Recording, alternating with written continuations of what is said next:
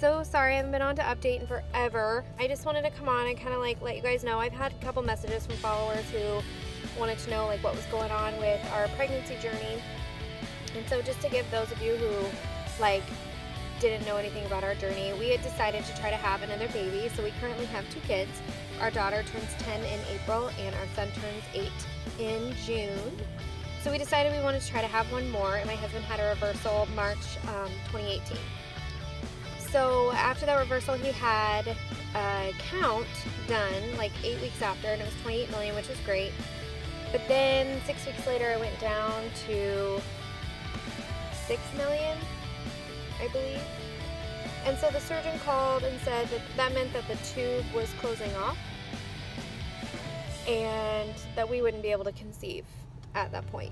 So aside from being like super depressed and sad about it, super frustrated about it, but the surgeon like offered to redo it at half cost, which was still a lot of money. So we decided to just, you know, accept God's fate. We weren't gonna have any more kids, and we accepted that. So moving on, we accepted it. You know, we didn't get tested. He didn't get tested again. We just assumed that it went back to 0 and his count was, you know, non-existent. So then, at the beginning of January this year, I started having these weird like heart flutters, and I went into the doctor, and she was like, well, they're PVCs, which are completely normal most of the time. Like 90% of the time, there's no reason for them. They just happen. But the biggest cause for them is pregnancy. Could you be pregnant? And I was like, well, no. I mean, we tried, but there's no way that I could be pregnant. And at that point, we were, you know, I didn't know what to think. So we started looking for other causes, whatever. And I went home. She was going to do some blood work, whatever, and let me know. So I was scheduled to get a Holter monitor, which I have on currently. Super awesome. Gotta say, trying to sleep with it is interesting, but I'll get to that in a minute. So I went home and I was like thinking about what she said, and I was like, that's so weird, you know, that these are caused mainly by pregnancy. Like, I'm just curious, like, you know, let's just take a test and get it out of the way and just eliminate that choice or that option, because, you know, if I don't, I'm gonna always wonder if it's a possibility. So I had a test from like March of 2018. So it was like a 7 or 8 month old test. It was an old test under my counter. I was like, okay, so I'll just go ahead and take it. So I went ahead and took it like 6 o'clock at night after dinner. It wasn't first morning. It wasn't like held urine. It wasn't anything. I just was like, okay, I'm going to take it. It was bright positive. It was like positive within a few seconds. And I just stood there and I was like, no. And so I called my husband, Levi, into the bathroom, and I said, we're pregnant. I'm pregnant. He's like, no, that test could be old. That test is old. So then he went back to the store after, and at this point I started drinking water, and I was like, oh my gosh, I gotta pee again in like an hour, because I want to know like if this is a faulty test or what. So then we went to the Walgreens down the street, and we bought like 5 more tests. We bought the expensive digital ones, and oh yeah, they were all positive. And I will insert a picture so you guys can see that. So they were super positive. So I called my doctor back and I was like, okay, so it turns out.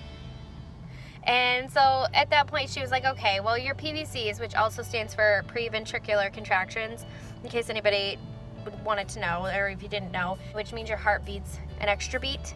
Instead of like skipping a beat, it beats an extra beat.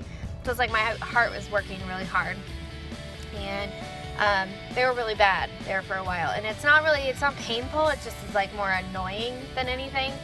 But I found that caffeine and like sweets or sugar makes it worse. So I basically cut out all sugar and all caffeine from my diet and so I drink water all day, every day. I am currently 11 weeks and 3 days today.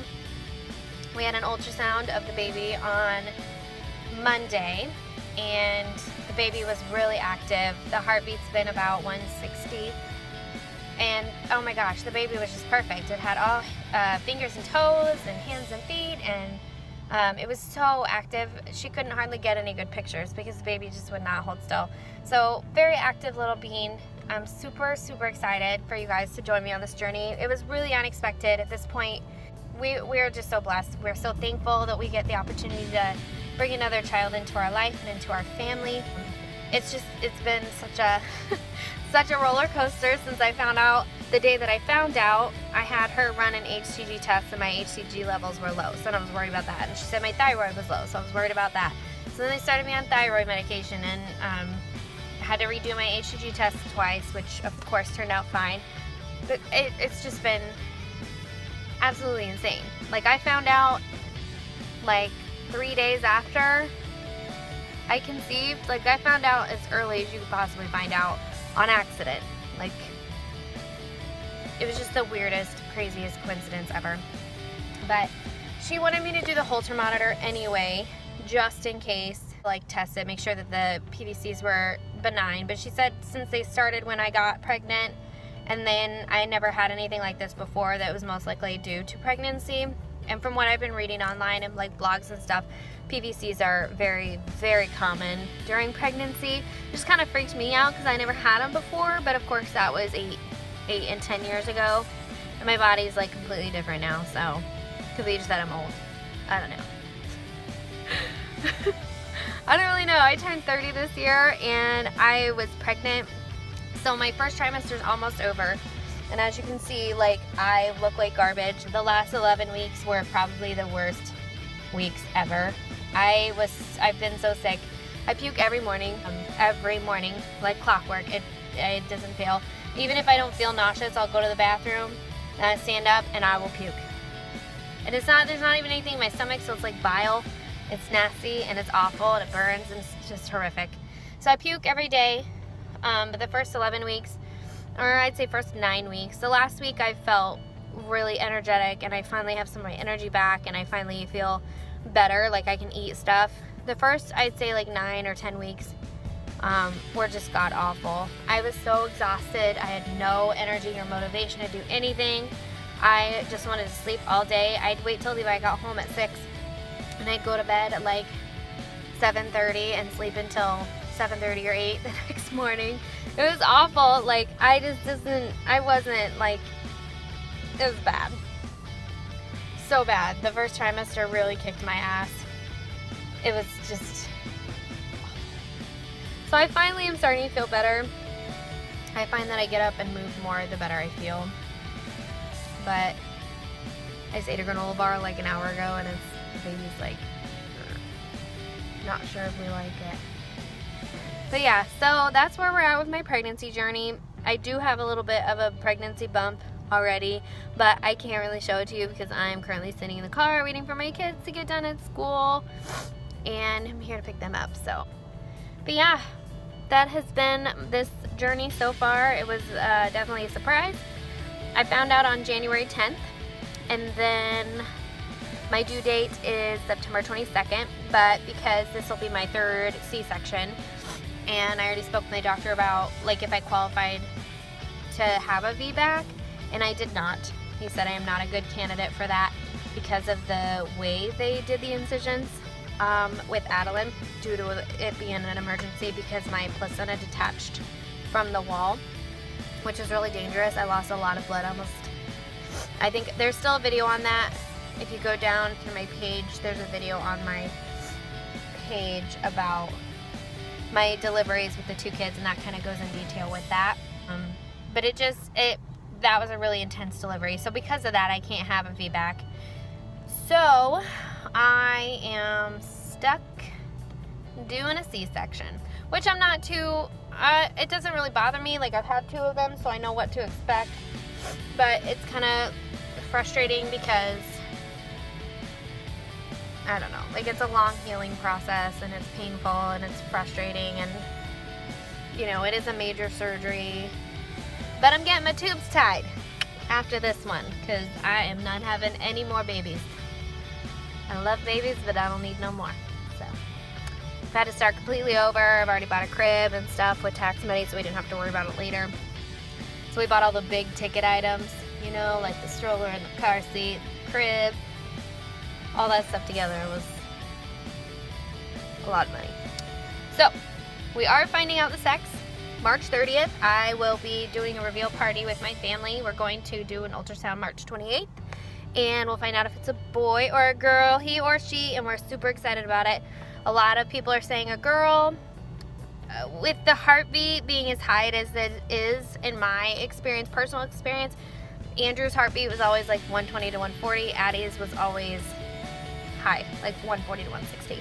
And this little bean's always been high, so I don't know. I'm not really hoping for one or the other. I have one of each. I just want a healthy baby. I don't really care what it is.